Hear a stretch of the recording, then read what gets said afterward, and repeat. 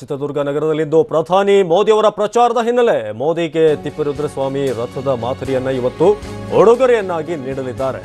ಚಿತ್ರದುರ್ಗದಲ್ಲಿ ಇವತ್ತು ಮೋದಿ ರಂಗು ಜೋರಾಗಲಿದೆ. ಅವರ ಪ್ರಚಾರಕ್ಕಾಗಿ ಈಗ ವೇದಿಕೆ ಎಲ್ಲ ರೀತಿಯಾಗಿ ಸಿದ್ಧವಾಗಿದೆ. ಇನ್ನು ಮೋದಿ ಅವರಿಗೆ ತಿಪ್ಪೇರುದ್ರಸ್ವಾಮಿ ಅವರು ರಥದ ಮಾದರಿಯನ್ನ ಉಡುಗೊರೆಯಾಗಿ ಕೊಡೋದಕ್ಕೆ ಅಲ್ಲಿ ತಯಾರಿ ಮಾಡಿಕೊಂಡಿದ್ದಾರೆ. ನಾಯಕನಹಟ್ಟಿಯ ಪವಾಡ ಪುರುಷ ತಿಪ್ಪೇರುದ್ರಸ್ವಾಮಿ ಈ ಒಂದು ರಥದ ಮಾದರಿಯನ್ನ ಗಿಫ್ಟ್ ಕೊಡೋದಕ್ಕೆ ಉಡುಗೊರೆಯಾಗಿ ಕೊಡೋದಕ್ಕೆ ಇವತ್ತು ತಯಾರಾಗಿದ್ದಾರೆ. ಮಾಡಿದಷ್ಟು ನೀಡು ಭಿಕ್ಷೆ ಸಂದೇಶವನ್ನ ಸಾರಿದ ತಿಪ್ಪೇರುದ್ರಸ್ವಾಮಿ ಅವರು ಇದೀಗ ಆ ಒಂದು ರಥದ ಮಾದರಿಯನ್ನ ತಯಾರಿಯಾಗಿ ಇಟ್ಕೊಂಡಿದ್ದಾರೆ.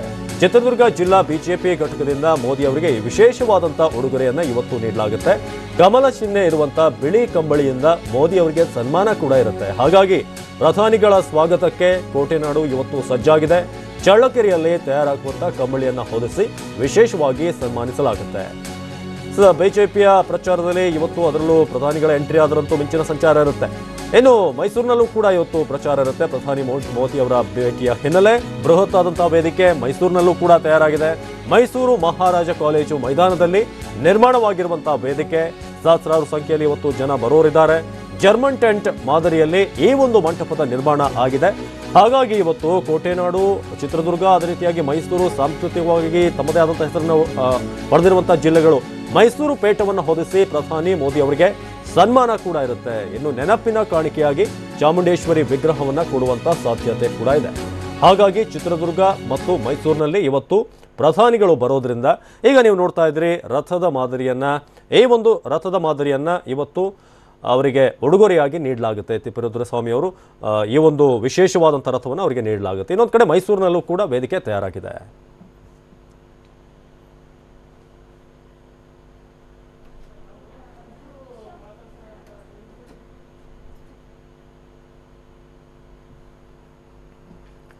ಈ ಬಗ್ಗೆ ಹೆಚ್ಚಿನ ಮಾಹಿತಿಯನ್ನ ನೀಡೋದಕ್ಕೆ ನೇರ ಸಂಪರ್ಕದಲ್ಲಿ ಜಾಯ್ನ್ ಆಗಿದ್ದಾರೆ ಚಿತ್ರದುರ್ಗದಿಂದ ಜಗದೀಶ್, ಅದೇ ರೀತಿಯಾಗಿ ಮೈಸೂರಿನಿಂದ ರಾಮ್. ಮೊದಲು ಚಿತ್ರದುರ್ಗದ ಬಗ್ಗೆ ಕೇಳೋದಾದ್ರೆ ಜಗದೀಶ್, ಮೋದಿ ಅವರ ಎಂಟ್ರಿ ಅಂದ್ರೆ ಒಂದು ರೀತಿಯಾದಂತಹ ಸಂಚಲನ ಉಂಟಾಗೋದಂತೂ ಸಹಜ. ಕೋಟೆನಾಡಿನಲ್ಲಿ ಯಾವ ರೀತಿಯಾದಂತಹ ಸಿದ್ಧತೆ ಆಗಿದೆ, ಏನೇ ನಿರೀಕ್ಷೆ ಮಾಡಬಹುದು ಇವತ್ತಿನ ಸಮಾವೇಶದಲ್ಲಿ ಅಂತ? ಅವಿನಾಶ್, ಈಗಾಗಲೇ ಕೋಟೆನಾಡು ಮೋದಿ ಅವರನ್ನ ಆಗಮನ ಮಾಡ್ಕೊಳ್ಳೋದಕ್ಕೆ ಎಲ್ಲಾ ರೀತಿಯ ಸಿದ್ಧತೆಗಳನ್ನ ಮಾಡ್ಕೊಂಡಿರುವಂತದ್ದು. ಅದರಲ್ಲೂ ಪ್ರಮುಖವಾಗಿ ಕೋಟೆನಾಡು ಒಂದು ರೀತಿಯ ಈಗ ಬಿಜೆಪಿಯ ಭದ್ರಕೋಟೆ ಆಗಿದೆ. ಯಾಕಂದ್ರೆ ಕಳೆದ ವಿಧಾನಸಭಾ ಚುನಾವಣೆಯಲ್ಲೂ ಸಹಿತ ಸಂಪೂರ್ಣವಾಗಿ ಬಿಜೆಪಿ ಏನಂತಂದ್ರೆ ತನ್ನ ಎಲ್ಲಾ ಒಂದು ಕ್ಷೇತ್ರವನ್ನ ಸಹಿತ ಪಡ್ಕೊಂಡಿರುವಂತದ್ದು. ಹಾಗಾಗಿ ಇದೇ ಒಂದು ಚಿತ್ರದುರ್ಗದಲ್ಲಿ ಮತ್ತೆ ಬಿಜೆಪಿಯ ರಣಕಹಳೆ ಊದೋದಕ್ಕೆ ಸಹಿತ ಎಲ್ಲಾ ರೀತಿಯ ಸಿದ್ಧತೆಗಳನ್ನ ಮಾಡ್ಕೊಂಡಿರುವಂತದ್ದು. ಅದರಲ್ಲೂ ಪ್ರಮುಖವಾಗಿ ಅಂದ್ರೆ ಲೋಕಸಭಾ ಚುನಾವಣೆ ಅಂದ ತಕ್ಷಣ ಮತ್ತಷ್ಟು ರಂಗೇರುವಂತದ್ದು. ಅದರಲ್ಲೂ ಚಿತ್ರದುರ್ಗದ ಕೋಟೆ ಮತ್ತೆ ಚಿತ್ರದುರ್ಗದ ವಿಧಾನಸಭಾ ಕ್ಷೇತ್ರದ ವಿಚಾರದಲ್ಲಿ ಬಂದಾಗ ಬಿಜೆಪಿ ಯಾವುದೇ ಕಾರಣಕ್ಕೂ ಸಹಿತ ಬಿಟ್ಕೊಟ್ಟಿರುವಂತದ್ದಲ್ಲ. ಹಾಗಾಗಿ ಈಗಾಗಲೇ ಏನಂತಂದ್ರೆ ಚಿತ್ರದುರ್ಗದಲ್ಲಿ ಎಲ್ಲಾ ರೀತಿಯ ಸಿದ್ಧತೆಗಳನ್ನ ಮಾಡ್ಕೊಂಡಿರುವಂತದ್ದು. ಮಧ್ಯಾಹ್ನ 2:15 ಮೋದಿ ಅವರು ವೇದಿಕೆಗೆ ಆಗಮನಿಸ್ತಾರೆ. ಅದಕ್ಕಿಂತ ಮುಂಚಿತವಾಗಿ ಚಿತ್ರದುರ್ಗದಿಂದ 20 ಕಿಲೋಮೀಟರ್ ದೂರದಲ್ಲಿರುವಂತಹ DRDO ಒಂದು ಸಂಸ್ಥೆ ಇದೆ. ಅಲ್ಲಿ ಏನಂತಂದ್ರೆ ನೇರವಾಗಿ ವಿಮಾನದಲ್ಲಿ ಬರುವಂತಹ ಮೋದಿ ಅವರು ಅಲ್ಲಿಂದ ನೇರವಾಗಿ ಒಣಕೆ ಓಬವ್ವ ಕ್ರೀಡಾಂಗಣಕ್ಕೆ ಅಂದ್ರೆ ಹೆಲಿಕಾಪ್ಟರ್ ಮುಖಾಂತರವಾಗಿ ಬರ್ತಾರೆ. ಅಲ್ಲಿಂದ ಈ ವೇದಿಕೆಗೆ ಅಂದ್ರೆ ಜಯದೇವ ಕ್ರೀಡಾಂಗಣದಲ್ಲಿರುವಂತಹ ಒಂದು ವೇದಿಕೆಗೆ ಮಧ್ಯಾಹ್ನ 2:15 2:20 ಇಲ್ಲಿ ಬರ್ತಾರೆ. ಈಗಾಗಲೇ ನಾವು ಯಾವ ರೀತಿಯಾಗಿ ಸಿದ್ಧತೆಗಳನ್ನ ಇದೆ ಅನ್ನೋದ್ರ ಬಗ್ಗೆ ಸಹಿತ ನೋಡಬಹುದಾಗಿದೆ. ನನ್ನ ಎಡಭಾಗದಲ್ಲಿ ಈಗಾಗಲೇ ವೇದಿಕೆ ಸಂಪೂರ್ಣವಾಗಿ ಸಿದ್ಧ ಆಗಿರುವಂತದ್ದು. ಎಲ್ಲಾ ರೀತಿಯ SPG ಕಮಾಂಡರ್ಗಳು ಸಹಿತ ಎಲ್ಲಾ ವೇದಿಕೆಯನ್ನ ಪರಿಶೀಲನೆ ಮಾಡ್ತಿದ್ದಾರೆ. ಯಾವ ರೀತಿಯಾಗಿ ಏನಂತಂದ್ರೆ ಸೆಕ್ಯೂರಿಟಿಯನ್ನು ಕೊಡಬೇಕು, ಅಲ್ಲಿಂದ ವೇದಿಕೆ ಮೇಲೆ ಯಾವೆಲ್ಲ ನಾಯಕರು ಇರಬೇಕು ಅನ್ನೋದ್ರ ಬಗ್ಗೆನೂ ಸಹಿತ ಸಂಪೂರ್ಣವಾಗಿ ಈಗಾಗಲೇ ಪ್ಲಾನ್ ಆಗಿರುವಂತದ್ದು.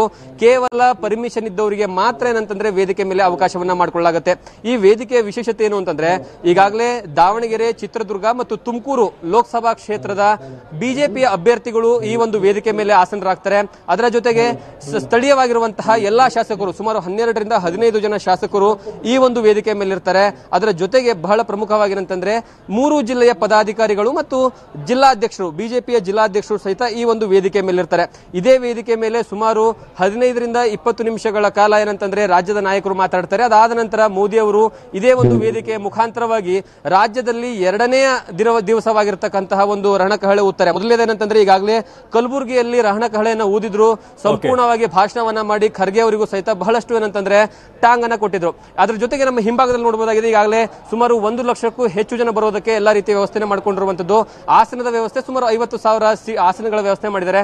ಈಗಾಗಲೇ 1,500ಕ್ಕೂ ಹೆಚ್ಚು ಪೇದೆಗಳು ಏನಂತಂದ್ರೆ ಭದ್ರತೆಯ ದೃಷ್ಟಿಯಿಂದ ಇಲ್ಲೆಲ್ಲ ರೀತಿಯ ವ್ಯವಸ್ಥೆಯನ್ನ ಮಾಡ್ಕೊಂಡಿರುವಂತದ್ರ ಜೊತೆಗೆ 9 KSRP ತುಕಡಿಗಳು ಸಹಿತ ಈ ಒಂದು ಭದ್ರತೆಗೆ ರೆಡಿ ಆಗಿರುವಂತದ್ದು. ಅವಿನಾಶ್, ಜಗದೀಶ್ ಹಾಗೆ ಸಂಪರ್ಕದಲ್ಲಿ ಈಗ ರಾಮ್ ಹೆಚ್ಚಿನ ಮಾಹಿತಿಯನ್ನು ಕೊಡ್ತಾರೆ ಮೈಸೂರಿನಿಂದ. ರಾಮ್, ಮೈಸೂರು ಹೇಳಿ ಕೇಳಿ ಮಾಜಿ ಸಿಎಂ ಸಿದ್ದರಾಮಯ್ಯನವರ ಕೋಟೆ, ಇನ್ನು ಮೋದಿಯವರ ವಿರುದ್ಧ ಧ್ವನಿ ಎತ್ತವರಲ್ಲಿ ಸಿದ್ದರಾಮಯ್ಯನವರು ಕೂಡ ಬಹಳ ಪ್ರಮುಖರಾದಂಥವ್ರು. ಸೊ ಇವತ್ತು ಮೈಸೂರಿನಲ್ಲಿ ಏನು ನಿರೀಕ್ಷೆ ಮಾಡ್ಬೋದು? ಒಂದು ಹೈ ವೋಲ್ಟೇಜ್ ಆದಂಥ ಸಮಾವೇಶ ಆಗುತ್ತಾ ಅಂತ ಮೈಸೂರಿನಲ್ಲೂ ಕೂಡ? ಅವಿನಾಶ್, ಖಂಡಿತವಾಗಿಯೂ ಸಾಂಸ್ಕೃತಿಕ ನಗರಿಯಲ್ಲಿ ಒಂದು ಹೈ ವೋಲ್ಟೇಜ್ ಸಮಾವೇಶವನ್ನ ನಿರೀಕ್ಷಿಸಲಾಗಿದೆ. ಇವತ್ತು ಪ್ರಧಾನಿ ನರೇಂದ್ರ ಮೋದಿ ಅವರು ಮೈಸೂರಿಗೆ ಆಗಮಿಸ್ತಾ ಇದ್ದಾರೆ. ಮೈಸೂರಿನ ಮಹಾರಾಜ ಕಾಲೇಜು ಮೈದಾನದಲ್ಲಿ ಸಮಾವೇಶವನ್ನು ಆಯೋಜಿಸಲಾಗಿದೆ. ನಾವೀಗ ಮೈಸೂರು ಮಹಾರಾಜ ಕಾಲೇಜು ಮೈದಾನದಲ್ಲಿದ್ದೇವೆ. ನೀವು ನೋಡ್ತಾ ಇರಬಹುದು ಮಹಾರಾಜ ಕಾಲೇಜು ಮೈದಾನವನ್ನ ಸಕಲ ಸಿದ್ಧತೆಗಳನ್ನ ಮಾಡಲಾಗಿದೆ. ಮೋದಿ ಅವರ ಭಾಷಣಕ್ಕಾಗಿ ಬೃಹತ್ ವೇದಿಕೆಯನ್ನು ಸಹ ಸಿದ್ಧಪಡಿಸಲಾಗಿದೆ. ಇವತ್ತು 4:40ಕ್ಕೆ ಚಿತ್ರದುರ್ಗದಿಂದ ಮೈಸೂರಿನ ಮಂಡಕಳ್ಳಿ ವಿಮಾನ ನಿಲ್ದಾಣಕ್ಕೆ ನರೇಂದ್ರ ಮೋದಿ ಅವರು ಆಗಮಿಸ್ತಾರೆ.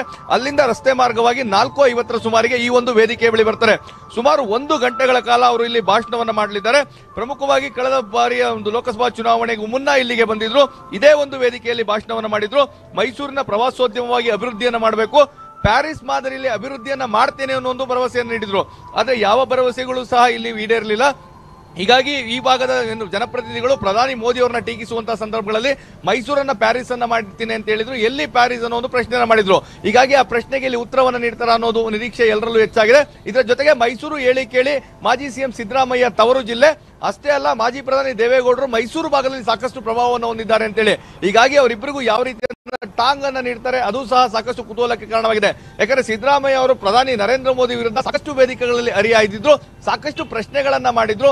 ಆ ಪ್ರಶ್ನೆಗಳಿಗೆಲ್ಲವೂ ಉತ್ತರವನ್ನ ಈ ಒಂದು ವೇದಿಕೆ ಮೂಲಕ ಪ್ರಧಾನಿ ನರೇಂದ್ರ ಮೋದಿ ಅವರು ನೀಡ್ತಾರೆ ಅನ್ನೋ ಒಂದು ನಿರೀಕ್ಷೆ ಎಲ್ಲರಲ್ಲೂ ಇದೆ. ಇದರ ಜೊತೆಗೆ ಮೈಸೂರು ಕೊಡಗು ಲೋಕಸಭಾ ಕ್ಷೇತ್ರದ ಅಭ್ಯರ್ಥಿ ಪ್ರತಾಪ ಸಿಂಹ, ಅದೇ ರೀತಿಯಾಗಿ ಹಾಸನ ಲೋಕಸಭಾ ಕ್ಷೇತ್ರದ ಅಭ್ಯರ್ಥಿ ಎ ಮಂಜು, ಚಾಮರಾಜನಗರ ಲೋಕಸಭಾ ಕ್ಷೇತ್ರದ ಅಭ್ಯರ್ಥಿ ಶ್ರೀನಿವಾಸ್ ಪ್ರಸಾದ್ ಪರವಾಗಿ ಪ್ರಧಾನಿ ನರೇಂದ್ರ ಮೋದಿ ಅವರು ಇಲ್ಲಿ ಮತಯಾಚನೆ ಮಾಡಲಿದ್ದಾರೆ. ಮತ್ತೊಂದು ಅವಿನಾಶ್ ಸಾಕಷ್ಟು ಕುತೂಹಲವನ್ನು ಕೆಳಿಸಿರುವಂತದ್ದು ಮಂಡ್ಯ ಲೋಕಸಭಾ ಕ್ಷೇತ್ರದ್ದು. ಯಾಕಂದ್ರೆ ಇಲ್ಲಿ ಸುಮಲತಾ ಪಕ್ಷೇತರ ಅಭ್ಯರ್ಥಿ ಆದ್ರೂ ಸಹ ಬಿಜೆಪಿ ತನ್ನ ಒಂದು ಬೆಂಬಲವನ್ನ ಸೂಚಿಸಿದೆ. ಆಕೆಯ ಪರವಾಗಿ ಒಂದು ಮತವನ್ನ ಯಾಚಿಸ್ತಾರ, ಇದನ್ನ ಕಾದ್ ನೋಡ್ಬೇಕಾಗಿದೆ. ಅವಿನಾಶ್, ಧನ್ಯವಾದ ಜಗದೀಶ್ ಮತ್ತು ರಾಮ್ ಇಬ್ಬರಿಗೂ ಕೂಡ.